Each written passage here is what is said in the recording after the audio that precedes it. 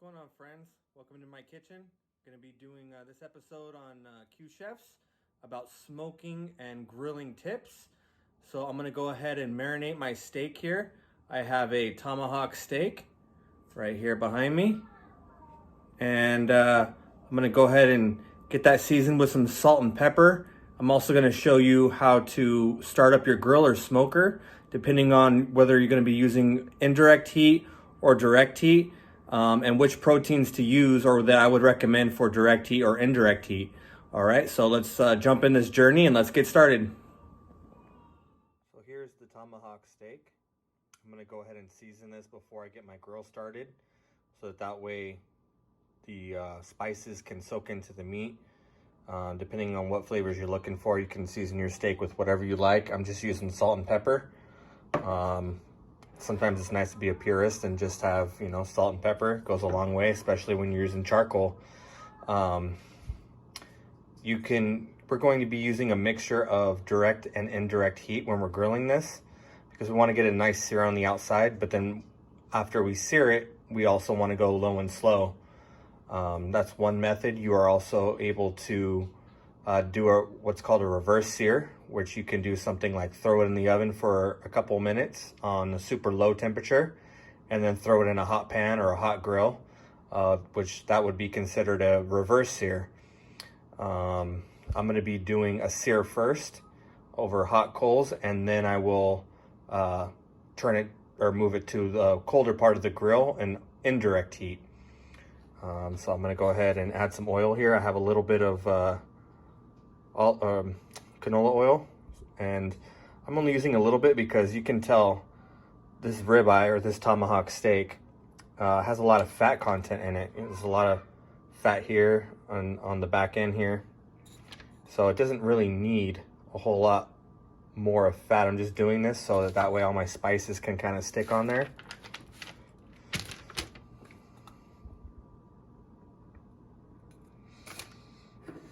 I'm going to start off with pepper so that way when I season with salt, I can see where my salt is landing. And so this is a primal cut of meat. So as I said in past videos, you want to go ahead and season this kind of heavy.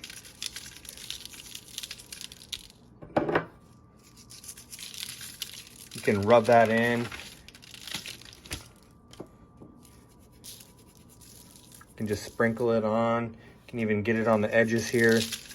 I'm going to get some on the edges too and rub it down with my hands. Just want to make sure that you get salt and pepper all over this bad boy.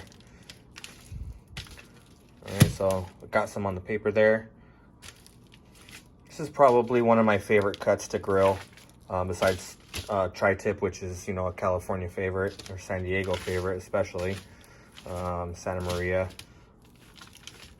So I'm going to go ahead and let that just kind of do its thing for the next couple minutes while I go ahead and show you how to start up the grill. I'm going to be using the mesquite wood chips today. You can use wood chips, wood chunks. I wouldn't recommend using pellets unless you're using a pellet smoker. Yeah, so we can dig into pellet smokers a little bit later. But for now, I have just some wood chips. About a cup of wood chips. I'm going to go ahead and soak those. I believe it says to soak for like half an hour. But I'm going to go ahead and let that soak while my barbecue is getting hot. Once my barbecue gets hot, I'll go ahead and drain the water off and then throw those chips on there to create some nice smoke. Alright, so we're outside at the grill slash smoker. I've got my charcoal in there. I'm gonna go ahead and pour some lighter fluid on there just so we can get this thing lit quickly and get some white coals in there. I also have this box off to the side. This box is like a smoker box. Basically, you can get some charcoal and get it nice and hot, and then throw some wood chunks in there, or wood, mesquite wood, whatever type of wood you want to flavor your meat with, and then it will enter in through there to the main chamber, and you can smoke something low and slow for hours, and this main chamber will cook the food around 200 degrees super low and slow, make it nice and tender for you, and delicious. So I'm gonna go ahead and pour some lighter fluid on here.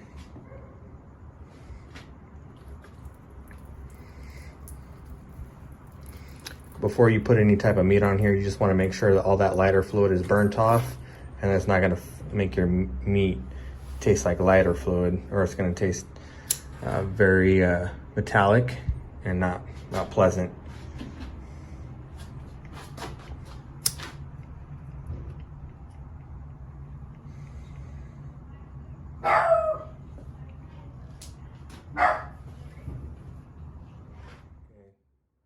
So our fire's lit here. I'd say that's a pretty hot fire because we're going to be going on direct heat.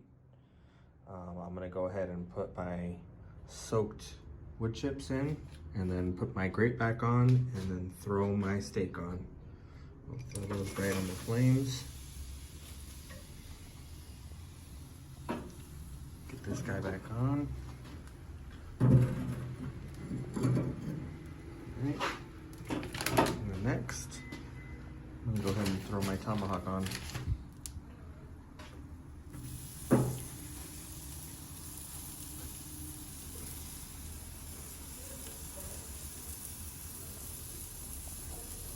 Smelling great.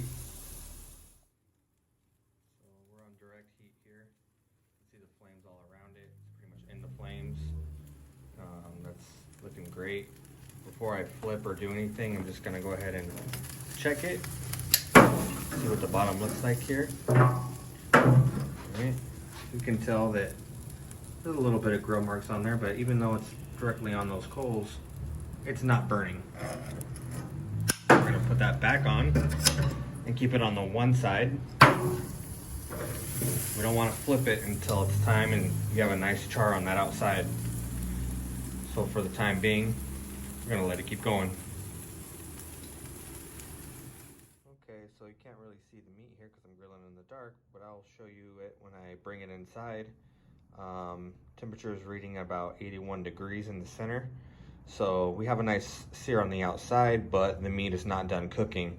So therefore we need to put this on indirect heat because we don't want to continue to char the outside because we already have a nice good coloration, and that meat is nice and caramelized. We just need the center to catch up and be around the 120, 125 mark. That way we can have our steak nice and medium rare, 135. And we can enjoy it that way. If you want to continue to cook it, you prefer more medium or medium well, then go ahead and continue cooking that. But this is a tomahawk steak, so you can enjoy it as medium rare or even a little bit less cooked than that. So I'm gonna take this thermometer out and we're gonna keep going. Look at that beautiful tomahawk. Nice coloration, nice char on the outside. Some people might say that's burned, but guess what? When we cut into that, it's gonna be nice and juicy. I'm gonna let this rest for a couple minutes. We'll slice into it and take a look and see. My favorite parts would probably be like that right there, just because it's like super caramelized fat that's gonna melt in your mouth. Not that chewy fat, but it'll literally melt in your mouth. There's also some other pieces, probably this here or that right there. All of that is like super caramelized fat. This is gonna be freaking delicious, and I can't wait to cut into this, but I'm gonna let it rest for a couple minutes just so all those juices that we're kind of cooking out can kind of go back into the meat and make it more juicy for us to enjoy. So we're gonna go ahead and cut into this bad boy. He's looking beautiful. I'm gonna go ahead and cut him off the bone here. Just following the bone line down.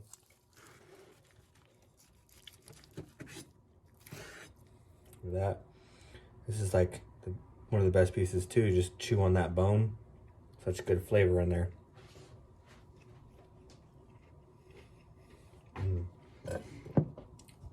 Yeah, that's good. All right. Now, as you can probably tell, closer to the bone is going to be more rare. But still amazing. And I'm gonna go ahead and slice this up for you. See how the end is not so pink, where closer to the bone you have that brighter red color here. Absolutely perfect, in my opinion. Nice salty steak with that charcoal flavor on it. Freaking delicious. What a staple for Memorial Day. For the people that gave up their lives for us. And with that being said, I'm gonna go ahead and enjoy my dinner. Enjoy my steak. Thank you everybody for joining me on this edition of Q Chef's Barbecue Style, tricks and tips. Hope that some of you have some questions about different cuts of meat and grilling techniques. And we can answer some of those questions right now. So let's get to it, guys. See you now. Bye. Not too bad. Pretty tasty stuff or what?